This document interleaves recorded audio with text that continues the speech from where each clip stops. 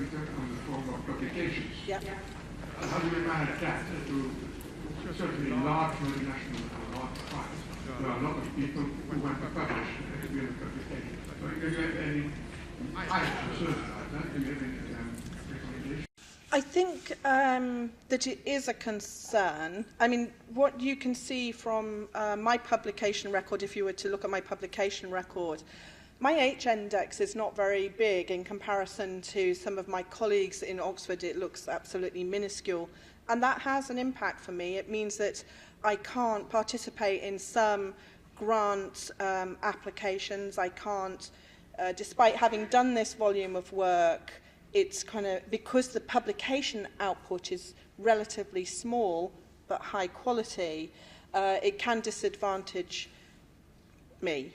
But what we do is we always aim high with the publication, and then we try our very best to make sure that we get as many publications as we possibly can out of that trial. But that process can take up to 10 years. So the best yield that we've had so far is 10 publications from one trial. It's nowhere near as many as a laboratory-based investigator would have, but we just have to try our best to make sure that we publish every little step. So systematic reviews, extended follow-up, analysis of metrics, mechanistic. We try to have a look at the mechanisms by which treatment might be working, and we try also to write some methodology papers as well. Does that answer your question? Not completely. Do you have a set of rules in order to distribute publications and authorship? Yes, we have a set of principles, and we follow the principle that you should have made. I follow a few principles. They are somewhat personal. I've learned over the years that it's better to be inclusive. So what we tend to do in our unit is that we will have a reasonably long authorship line. That's a top authorship line. My institution forces me to either go first or last, and unless you're first, second or last, it doesn't really count. But you know, I kind of working with a somewhat odd institution in that way. It's not very oriented to team science. So we put the core team on the authorship line, and they have to have contributed properly through the duration of the project. And I don't agree it up front, but I do agree the principle that if you have contributed at this level for a good duration of the project, you will be in that top authorship line. Then we always write on behalf of, and on the behalf of, at the back end of our papers, and if you push the journals, they will allow this, we always include all of the PIs, and quite often we'll take the top recruiting PI and put them into the top authorship line, all of the PIs, all of the treating physiotherapists, anybody else who's made a significant contribution. So I always put in the trial steering committee, has an acknowledgement, the data monitoring and ethics committee. I've just learned it's better to be inclusive that way. How your institution judges team science, I can't answer. I know how my institution judges team science. I hope your institution judges it better. During your talk, you said that you mostly work with academic-based units for clinical trial units, so mostly universities and less in hospitals. Could you expand a little bit on what are the specificities, who does what's the difference between working with university-based or hospital-based? Okay. So I think the main difference would be in the skill set that you might expect to meet. And actually, we work across an interface. So I'll describe to you a little bit about the trials unit that I currently direct. It's based on a hub and spoke model. And so within the hub is the expertise of statistics, economics, very senior project management, very senior quality assurance management, who are responsible for writing the standard operating procedures and setting the framework, and the programming team. And then running off that are a number of different, we've got 6 different spokes. I don't particularly like that word because it's more like a network. And within each of those spokes is a somewhat different organisation that relates to us. So for cancer, it's an organisation that does have a patient-based facility in a hospital just across the road, and it's doing phase 1, first into man, and through to kind of mid-phase 2 studies. So it has a very different focus to, for instance, our trauma hub, which is almost predominantly doing phase 3 type studies, and we don't see any patients in a specialist setting to do that work. They're just the regular punters who come in through the front door, and they're asked, are they willing to be in a trial of, say, different devices?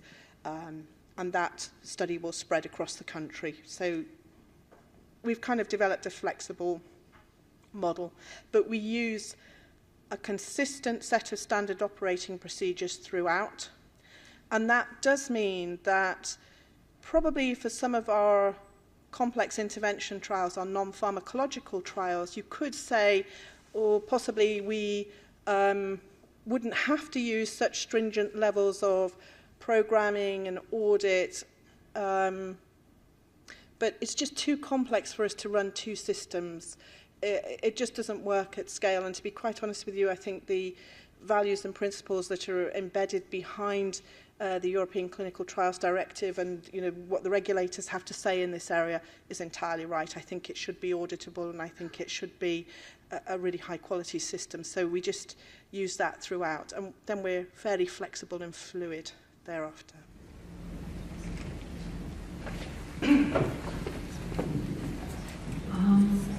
One of the researchers who worked with Son and Wee in Holland, Marcel Hubert, she did very interesting work where she has been evaluating positive health, and she reframed the WHO definition of positive health, and she saw that the dynamics leading patients to positive health are quite different than the dynamics of disease management, and that there could be a big economic impact of being more health-oriented. How could you put this in a pragmatic trial? I think it relates to the type of outcomes that you measure. It relates, A, to the question you select, B, how you frame it, so what choices you make in terms of comparison. What am I trying to ask here? Kind of you've got to think so carefully. So what should I compare it to? How should I make that comparison? So should this be at an individual level, or actually am I comparing organizations and concepts like the number of people that I can reach with an intervention plus the actual effect? So it's how you frame the question, but I think for you, it's how you measure the outcome. So to me, there's no problem with running randomized controlled trials looking at positive health. Just use a different set of outcome measures and a different, kind of different set of a different population. But certainly we've seen the development of some very nice measurement scales looking at what I think you're talking about, positive health, well-being, and improving people's well-being. I come back to the issue of scientific publication. I call it the academic coin, which is very important for the career of the researcher and the clinician. There is a recent recommendation by the international journals, medical journals editors, and they propose to open the data 6 months after the first publication, if I'm correct. So your policy of publishing sequentially 10 years will be difficult in the future. So what ideas do you have really to satisfy the different groups under these new kind of recommendations? It's slightly frustrating as a clinical trialist.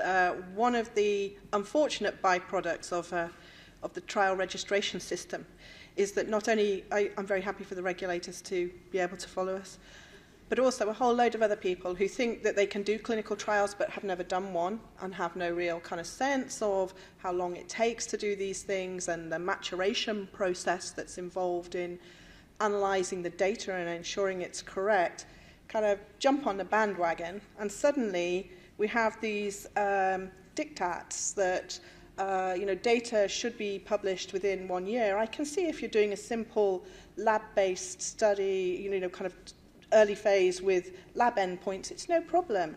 But for the study that I just showed you of 10,000 people with routine data follow-up, that's just not going to happen, and the data is large and complex, and it may take us a year to make sure that we have got the statistical analysis plan right, because we predefine an analysis plan, as we should do, but it's not until the data comes in and we have access to it that we begin to unearth problems with distribution.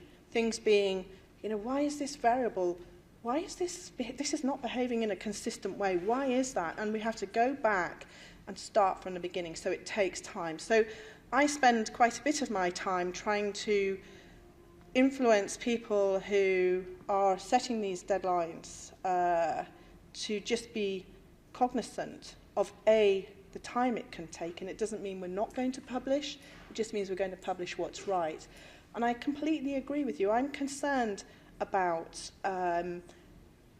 what investment is there, why should I choose to be a clinical trialist if after 7 or 8 years of investing a lot of energy for just one yield, I then have to put my data entirely in the public domain after 1 year, and I've had no chance to be able to kind of take these follow-on papers from it. It's very difficult. So the only thing I can do is to fight back, but it does concern me because it's kind of where are the future generations going to be able to make sure that they get what they need to get from an academic output perspective. I'm very happy for people to validate the primary endpoint of a trial. I have no problem with that, but the rest of the data, yes, I would like a protected period to be able to analyse it and to get the output.